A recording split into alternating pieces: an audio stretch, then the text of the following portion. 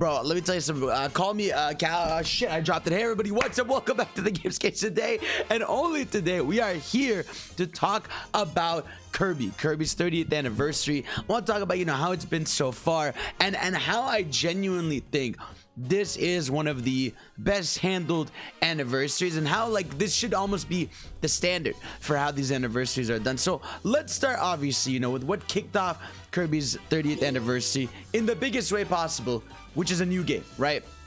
It doesn't get better than that for an anniversary, to be honest with you. I mean, I feel like an anniversary most of the time is usually just tied to the big games release, right? And obviously I think it helped that this wasn't just like, hey, here's another 2D Kirby or here's something random. It's like here was a big step forward for the franchise, taking it to 3D. And god, man, even just watching this footage makes me miss this game. I remember I played through the whole game in one big stream. That was amazing. But man, this game, just from visuals to music to the platforming to the content, it just felt like such a featured, you would think they've done multiple 3D platformers, but the fact that this was HAL Labs' first one and they knocked it out of the park like this, it cannot be understated how awesome of a debut this was, for Kirby entering, the 3D realm. And I think that alone is just, that makes it so impressive. I think that's one of the most impressive things about it, is it managed to be an anniversary title,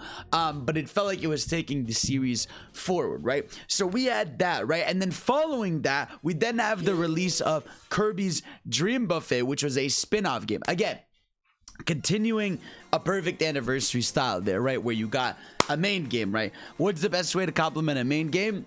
Bring me a spin-off, bro. Bring me something different and new to the table. And this is the first new spin-off in a while, because for a while, we had got, Kirby Clash and Kirby Fighters and stuff like that. But this has been the brand new original spin-off in a while. And I really love this game, man. I've talked about this on the channel and I've streamed it a bit. It's not a game, that has crazy longevity. I don't think many people are going back to it now. But if you haven't played it, I think even just going through a bunch of the levels you unlock at first and all that is very much worth. And also, my drawing machine is going off right there. But yeah, no, I still do think that this, in terms of a Kirby spin-off, I think is really creative. I think it's very fun and did things really differently. And again, once again, showing you that having having multiple games works out for this year, right? And that's really, that's for the second surprise of this anniversary. So far, right, within 6 months of each other, you get a brand new 3D Kirby and then you get a spin-off, right?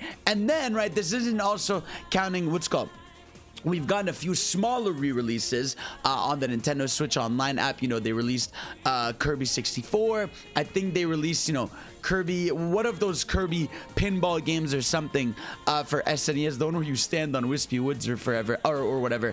And then to wrap up the anniversary, because again, you got to understand, the anniversary would be the debut of the series, to the next year's debut of the series. So I do count, what's it called? Kirby's Return to Dreamland Deluxe, an anniversary title as well, because it comes out, February? So it's still within anniversary time. And I think, again, this is another awesome way to celebrate the series, because instead of just, here's a remaster of something we've seen before, the old games, here's a remaster of something you guys have not seen in a long time. This game's 10 years old now, over 10 years old now. This game is effectively, retro, and a lot of new people are gonna get to play it for the first time. I can't wait to play this game. I haven't played, dude. I loved Return to Dreamland. I remember playing it so many times when I was younger. But yeah, even seeing the cool mech ability. I wonder if there's gonna be more. Even this art style, I know some people prefer the old look of it, but I think this art style just looks really cool to me. I don't know, there's something about it that makes things pop a bit more. But I'm very excited for this year to bring back the mini games and everything. And I think, again, this is another perfect way to celebrate the series again, of hey, let's remaster something we haven't brought back in a long time. And I think also Wii remasters are really good, because a lot of that platform is stuck to that console. So bringing that stuff to Switch in any way is a really cool idea, and I'm really happy about that. So yeah, again, anniversary, new game, right? Brand new original 3D title, brand new spin-off. you get some old school re-releases, and then you get a remaster of something, you know, that hasn't been in the spotlight for a while.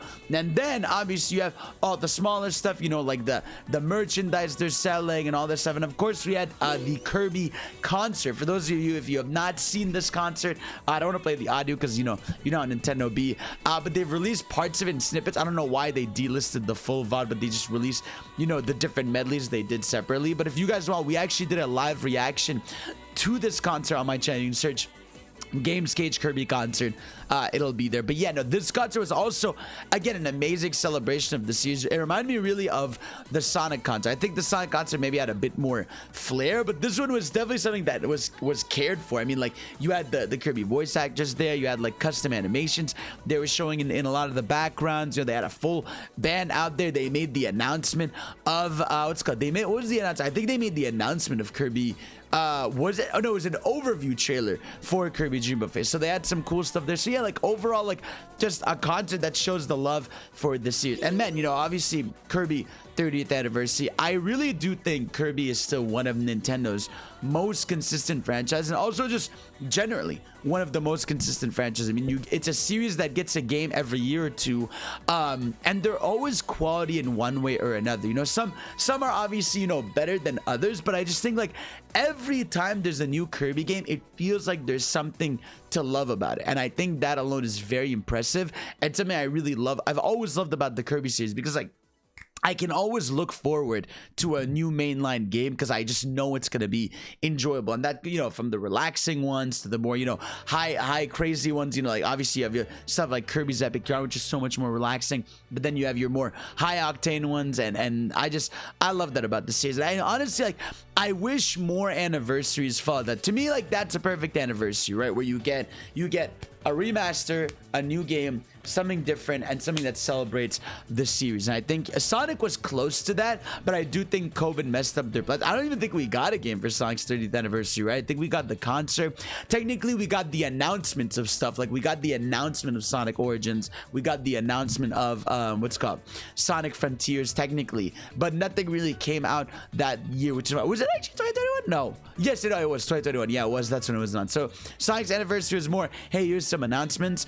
But we still had some cool stuff to celebrate the series with. But I wish more companies. I like anniversaries. You know, I think, you know, I know some people like to be a little bit down on them, like, oh, it's just, you know, it's just a number, it doesn't really matter. But I think, you know, it's important to celebrate things the way you know, a lot of people like to celebrate their birthday. I've always just liked celebrations. I think having an excuse to talk about something, for me, I'll always take that. Obviously, you know, I'm a content creator, so obviously, you know, that's the case. But I like talking about stuff, and I like, you know, things being celebrated. You know, you existing matters the same way, you know, a franchise existing in a lot of ways matters, because it matters to a lot of people, and that's, you know, that shit's important, man. I'm very happy with how HAL Labs handled the Kirby Anniversary. Very excited to see what they do next. I mean, now they have to stay in 3D. I mean, this game sold incredibly well, so they have to continue in that realm. Hope we get, you know, a Dream Buffet DLC pack or something. I hope they don't just leave it to die, but it feels like they're gonna leave it to die. But I don't know. I wish they wouldn't. I wish, like, it's such a fun game.